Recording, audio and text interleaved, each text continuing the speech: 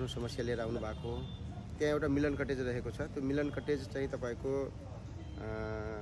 धेरै वर्षदेखि सञ्चालनमा रहेको र त्यो कटेज भनेको अब त्यसमा खाजा नास्ता भनेर चाहिँ हामी बुझ्दै गर्छौँ। तर चाहिँ त्यहाँ धेरै पटक प्रहरीले छापा हान्दाखेरि त्यहाँ अनैतिक क्रियाकलापहरू चाहिँ समाजले बन्देज गरेका कुराहरू, कानुनले पनि बन्देज गरेका कुराहरू चाहिँ तपाईँको त्यहाँ भइरहेको अवस्थामा फेला पर्यो र पटक पटक त्यो हुँदाखेरि चाहिँ जिल्ला प्रहरी कार्यालयमा जाने र चाहिँ त्यो अब अर्को पटकमा यस्ता गर्दैन भनेर त्यसरी चाहिँ गरेर चाहिँ उनी आउने र हाम्रो वडाको कुरा गर्दाखेरि हाम्रो स्थानीय सरकारबाट पनि स्थानीय वडा वा नगरपालिकाबाट त्यो स्वीकृति नलिएको र त्यो हामीले भन्दाखेरि स्थानीय निकायबाट स्वीकृति नलिएर सञ्चालन भएको जुनसुकै कुराहरू त्यो अवैध रूपमा चाहिँ मानिने गरिन्छ, त्यो चाहिँ अवैध रहेको छ। अब उनको चाहिँ वाणिज्य कार्यालय वा घरेलुमा दर्ता छ छैन त्यो विषयमा हामीले बुझेका छैनौँ।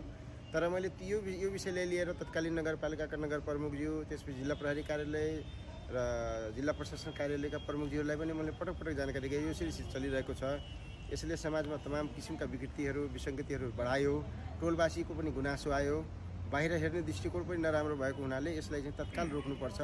तर चाहिँ अब खोइ के कारणवश चाहिँ अब कसैले पहल गर्न आँट नगरेको हो कि के कारणवश चाहिँ त्यो रोकिरहेको थियो।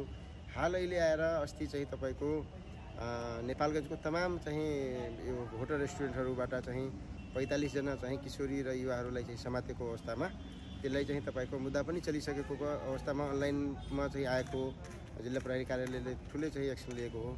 त्यस उपरान्त चाहिँ त्यही होटलमा अस्ति मुद्दा चलेर चाहिँ त्यो होटल सञ्चालकै आफ्नो नाता पर्ने ले चाहिँ स्थानीय टोलवासी अस्ति राति चाहिँ स्थानीय टोलवासीलाई पनि त्यहाँका यो हाम्रो शेरबहादुर चन्द सर र चाहिँ हाम्रो ओम नारायण शाह, उहाँ हाम्रो भरतजी लगायतलाई चाहिँ उहाँले चाहिँ हातपात गरेर यो घाइते अवस्थामा पुर्याइसकेको अवस्थामा अब यसलाई बन्द गर्नुपर्छ भनेर उहाँले चाहिँ वडामा र नगरपालिकामा जिल्ला प्रशासन जिल्ला प्रहरी कार्यालयमा उहाँहरू गइरहनु भएको छ र हामी कहाँ पनि आउनु भएको छ।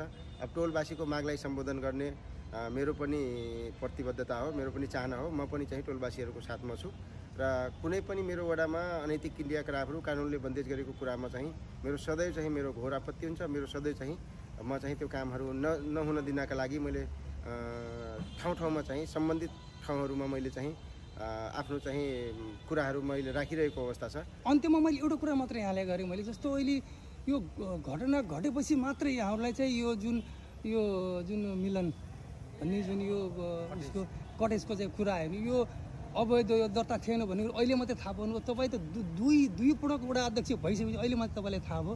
यति दुई कार्यकालसम्म यहाँले के हेरेर बस्नु भएको थियो? अहिले घटना घटेपछि मात्रै तपाईँहरू अगाडि बढ्ने हो? होइन, त्यस्तो होइन। मैले भने नि हजुरलाई यो धेरै पटक अगाडि मैले पनि यो विषयमा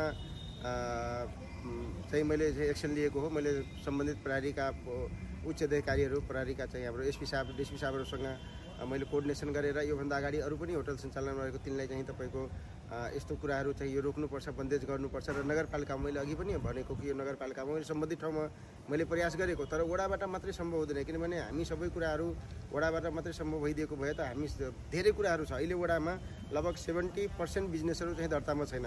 यही कटेज मात्रै होइन, धेरै कुराहरू छ। तर चाहिँ अब यो कुराहरू मैले दर्ता गर्नको लागि सबै कुरा कानुनमा ल्याउनको लागि यहाँ नगरपालिकाको पनि सहयोग चाहिन्छ, नगरपालिकाको साथ चाहिन्छ, सँगसँगै चाहिँ तपाईँको स्थानीयवासीको पनि सहयोग र साथ चाहिन्छ। धेरै कुराहरू के छ भनेपछि प्रयास गर्दा गर्दा पनि नसक्ने रहेको छ र यो विषयमा मैले तत्कालीन मेयर साहब र मैले जिल्ला प्रहरी कार्यालयमा धेरै पटक चाहिँ त्यहाँ छापा हानेका छन्। धेरै पटक चाहिँ त्यो सबै कुराहरू त मेरो जानकारीमै त हुन्थ्यो, त हामीले नै पहल गरेर त्यो भएको हो। त्यो स्थानीयहरूले पनि त्योभन्दा अगाडि धेरै पटक कुरा ल्याएको, उहाँहरूसँग पनि यो विषयमा मैले लिएर पनि गएको हो। तर चाहिँ अब यो बन्द गराउने यो गर्नेमा चाहिँ तपाईँको हामी मात्रै होइन कि यहाँ स्थानीय प्रहरी प्रशासनको पनि सहयोग र भूमिका चाहिन्छ। आज पनि मैले सिडिओ साहबलाई चाहिँ मैले कुरा राखेको छु, टोलवासीको माग चाहिँ सम्बोधन हुनुपर्छ। किनभने फेरि पनि मैले एउटा अर्को कुरा बिचमै काटेर मैले प्रश्न गरेँ, त त्यहाँले यो मारपिटको कुरा पनि आयो होइन? अब मारपिट भएको छ, उहाँहरूले न्याय दिलाउनको लागि यहाँ वडा अध्यक्ष बस्नेले कस्तो किसिमको भूमिका रहन्छ, के पर्छ? मैले न्याय दिलाउनको लागि चाहिँ तपाईँको अहिले भर्खरै अस्ति घटना भएपछि चाहिँ म तुरन्तै जिल्ला प्रहरी कार्यालय पनि गएर चाहिँ एसपी साहबसँग एसपी साहब डिएसपी साहब र मुद्दा इन्सपेक्टर साहब तीनैजनासँग बसेर मैले यो विषयमा कुरा गरेँ। उहाँहरूले चाहिँ कानुन विपरीत चाहिँ तपाईँको कानुन उल्लङ्घन गर्नेलाई चाहिँ हामी कडाभन्दा कडा कारवाही गर्छौँ भनेर प्रतिबद्धता जनाउनु भएको छ। अब टोलवासी पनि त्यहाँ जाँदै हुनुहुन्छ र भर्खरै जिल्ला प्रशासनबाट पनि हामी आएका छौँ। जिल्ला प्रशासनमा सिडिओ साहबले चाहिँ तपाईँको टोलवासीको जायज मागहरू, अब जायज सबै कुरा जायज उहाँहरूको छ, उसले अनैतिक कामहरू गरेको छ त्यो बन्देज हुनुपर्छ, त्यो होटल चाहिँ कानुनी प्रक्रिया पुरा भएको छैन त्यो यहाँबाट अन्यत्र सार्नुपर्छ र दोषी जुन यो घाइतेमा जुन हनन गरे जुन कुटपिट गर्ने मान्छेलाई चाहिँ तपाईँको यो सङ्घात्मक आक्रमण भएको छ उहाँको उसमा तिनलाई चाहिँ तपाईँको कानुनी दायरामा ल्याएर कारवाही गर्नुपर्छ, यही टोलवासीको माग हो। यो माग सम्बोधन हुन्छ भनेर प्रतिबद्धता जनाउनु भएछ, हामी पनि त्यही आशामा छौँ र म चाहिँ आफ्नो वडावासी टोलवासीहरूको साथमा छु।